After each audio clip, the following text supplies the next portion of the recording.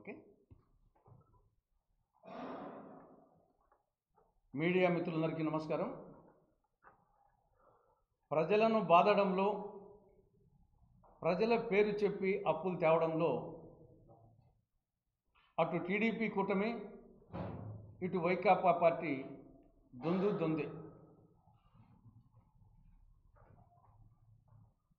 TDP కూటమి అధికారంలోకి వచ్చిన ఈ 7 నెలల కాలంలో అనేక విధాలుగా ప్రజలను బాధడం జరిగింది. దాంట్లో ముఖ్యంగా 4 అంశాలు. ఒకటి, సర్దుబాటు ఛార్జీల పేరుతో విద్యుత్ వినియోగదారుల మీద ఈ 7 నెలల్లోనే 15,485 కోట్ల రూపాయల అదనపు భారం టీడీపీ చంద్రబాబు ప్రభుత్వం మోపడం జరిగింది. ఇది స్మాల్ అమౌంట్ కాదు. 15,485 కోట్ల రూపాయలు సర్దుబాటు ఛార్జీల పేరు. That is number 1. నంబర్ 2, బహుశా రేపు 1వ తారీఖు నుంచి కానీ లేకుంటే అతి త్వరలో 20% రిజిస్ట్రేషన్ ఛార్జీల పెంపు జరగబోతా ఉంది. అటు భూముల మీద, గృహ భవనాలు, నివాస భవనాల మీద, వాణిజ్య భవనాల మీద, అపార్ట్మెంట్ మీద, ప్లాట్ల మీద, అటు గ్రామాల్లో, పట్టణాల్లో, నగరాల్లో 20% రిజిస్ట్రేషన్ ఛార్జీల పెంపు జరగబోతా ఉంది. నంబర్ 2. మూడవది, నగరాలు, పట్టణాలలో త్రాగునీటి సరఫరా మీద యూజర్ ఛార్జీలు వేయబోతున్నారు. అది మూడవది. నాలుగవది, ఈ లోపల రాజస్థాన్లో జరిగినటువంటి జీఎస్టీ కౌన్సిల్ సమావేశంలో మన ఆర్థిక మంత్రి పయ్యావుల కేశవ్ గారు రాష్ట్ర ప్రభుత్వం తరఫున ఒక ప్రపోజల్ పెట్టాడు. 5% మించి జీఎస్టీ ఉండే అన్ని వస్తువుల రవాణా మీద ఆంధ్రప్రదేశ్లో 1% వరద సెస్ వేయమని. వరదలు వస్తున్నాయి, ఆ వరదల కోసం కేంద్ర ప్రభుత్వం నుండి నిధులు తెప్పించాల్సింది గురించి ప్రజల మీద 1% వరద సెస్సు వేయమని చెప్పేసి నా ప్రపోజల్ పెట్టాడు. అది కూడా త్వరలో రాబోతా ఉంది.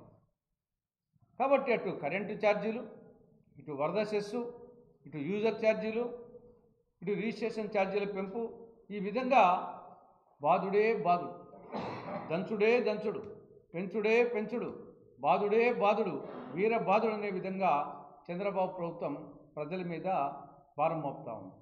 ఇది ఒక యాంగిల్. ఇక రెండవ యాంగిల్ అప్పులు. అప్పులే అప్పులు. ఇది ఎలా ఉందంటే, కోడలికి బుద్ధి చెప్పి అత్త తెడ్డు నాకిందని ఒక సామెత ఉంది. గతంలో ఇదే టీడీపీ కూటమి పార్టీలు, వామపక్షాలు, మేము కూడా వైకాపా ప్రభుత్వం, జగన్ ప్రభుత్వం మితిమీరి అప్పులు చేస్తూ ఉంది, రాష్ట్రాన్ని అప్పుల కుప్ప చేస్తూ ఉంది, రుణాంధ్రప్రదేశ్ చేస్తూ ఉంది అని అన్ని పార్టీలు విమర్శించాం. అది వాస్తవం కూడా. ఇప్పుడు టీడీపీ కూటమి చంద్రబాబు ప్రభుత్వము అదే పని చేస్తూ ఉంది, అంతకంటే ఇంకా ఎక్కువ చేస్తూ ఉంది. ఈ యొక్క ఆర్థిక సంవత్సరంలో మొదటి 7 నెలల్లోనే 59,000 కోట్ల రూపాయలు అప్పు చేయడం జరిగింది. మొదటి 7 నెలల్లోనే 59,000 కోట్ల రూపాయలు అప్పు చేయడం జరిగింది ఆల్రెడీ. ఈ ఆర్థిక సంవత్సరం 2024-25లో 91,443 కోట్ల రూపాయలు అప్పు చేస్తామని మన బడ్జెట్లో ప్రవేశపెట్టారు. ఓపెన్ అది, దాని రహస్యం ఏం లేదు.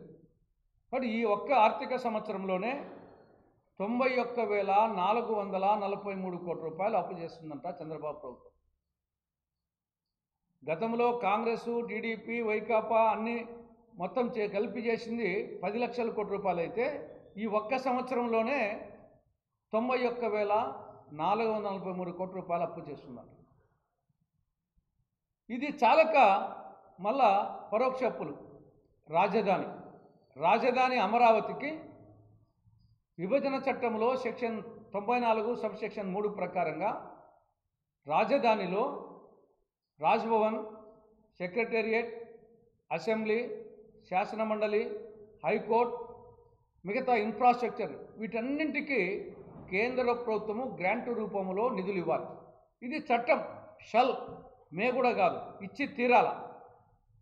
అలాంటిది కేంద్ర ప్రభుత్వం నుండి నిధులు తెప్పించకుండా చంద్రబాబు ప్రభుత్వం అప్పుల కోసం వెంపలాడుతూ ఉంది.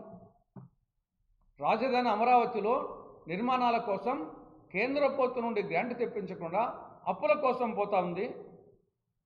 ప్రపంచ బ్యాంకు నుండి 6,796 కోట్ల రూపాయలు, ఏషియన్ డెవలప్మెంట్ బ్యాంక్ నుండి మరో 6,796 కోట్ల రూపాయలు, అడ్కో నుండి 15,000 కోట్ల రూపాయలు, జర్మనీకి చెందిన కేఎఫ్ఐ బ్యాంకు నుండి 5,000 కోట్ల రూపాయలు, మొత్తము 29,592 కోట్ల రూపాయలు అప్పు రాజధాని అమరావతిలోని నిర్మాణాలకు గాను చంద్రబాబు ప్రభుత్వం తెస్తూ ఉంది. కేంద్రం నుండి తెప్పించాల్సింది పోయి గ్రాంట్ రూపంలో అప్పు తెస్తూ ఉంది. అది ఏదో పెద్ద ఘనకార్యమైనట్టు, అప్పులు తేవడం ఘనకార్యమైనట్లు మళ్ళా పోజు కొట్టుకోవడం. కాబట్టి ఒకవైపు బాధుడు, మరొక వైపు అప్పులు. గతంలో జగన్ ప్రభుత్వం ఏం చేసిందో అంతకు మించి టీడీపీ కూటమి ప్రభుత్వం చేస్తూ ఉంది. కాబట్టి ఈయన పదే పదే నేను సంపద సృష్టిస్తాను, అభివృద్ధి చేస్తానంటాడు. ఇదేనా సంపద సృష్టించడం? అప్పులు తేవడము, ప్రజలను బాధడము, దీన్ని సంపద సృష్టించడం అంటారా? దీన్ని స్వర్ణాంధ్రప్రదేశ్ అంటారా? దీన్ని వికసిత ఆంధ్రప్రదేశ్ అంటారా? హెల్తీ వెల్తీ తర్వాత వచ్చేసి అని ఆయన ఏదో పదం వాడుతుంటాడు. ఆంధ్రప్రదేశ్ హెల్తీ ఆంధ్రప్రదేశ్, వెల్తీ ఆంధ్రప్రదేశ్, తర్వాత ఇంకోటి ఏమి హెల్తీ వెల్తీ. కాబట్టి ఇదేనా బాధడము, తర్వాత అప్పులు తేవడమేనా? కాబట్టి ఇప్పటికైనా చంద్రబాబు ప్రభుత్వం, కూటమి ప్రభుత్వం తమ విధానాలు మార్చుకోవాల్సిన అవసరం ఉందని కాంగ్రెస్ పార్టీ హెచ్చరిస్తూ ఉంది.